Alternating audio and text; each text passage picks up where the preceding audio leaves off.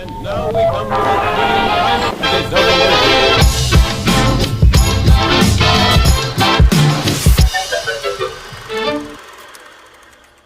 Gawa tayo ng masarap na gulay na bituelas.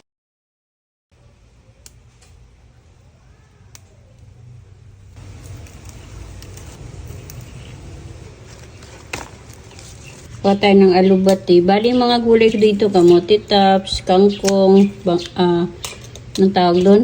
Malunggay, and then ito. Mga dahon-dahon po mga kamamsi at least nalilibre tayo kahit pa paano. So, ito na lahat yung nakuha natin mga kamamsi. O, diba? Marami. So, himayin natin ito. Maglagay na tayo ng konting oil. Maglagay na tayo ng ginger. Gisa-gisa na natin yung ating ginger. Lagay na natin yung isang napakalaking sibuyas na ginayat ko. Ayan, sumama na yung kamatis. Sama na rin natin yung isang kamatis kasi gusto na niyang sumama. Ganun talaga. Hindi ko pinakaramihan ng oil kasi nga, sasabawan natin yan. Pagkagisa natin yan, ilagay na natin yung ating pangalawang gata.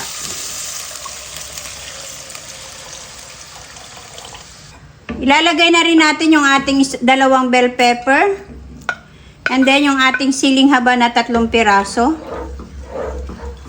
Maglagay na rin tayo ng pampalasa. Maglagay tayo ng patis. Depende sa inyong panglasa. Seasoning.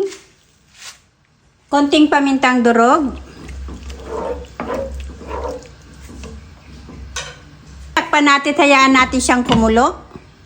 Ayan, kumukulo na yung ating gata mga kamamsi. Pinakulo-kulo kung mabuti para diretso na natin ilalagay yung ating asin.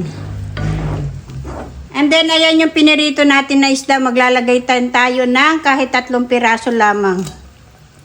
Para merong lasa yung ating gulay. O, yung iba, ititira natin. Nagpalambot po ako ng white beans kanina. 1/4 kilo po ito.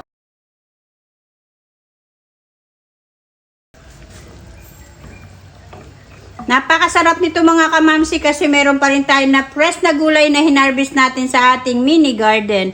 Then, wag nyong halu-haluin. At ito nga po palang white beans ay binabad ko muna kagabi.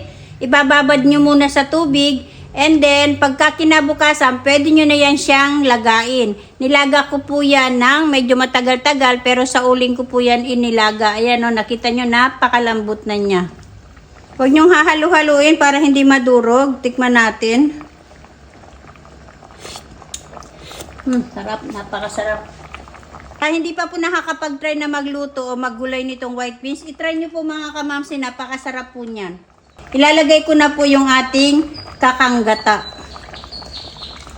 Bali, isang nyug po na malaki yung ginamit ko dyan. Saka natin ilagay yung fresh natin na gulay, yung alubati, kangkong, at saka yung ating kamote tops.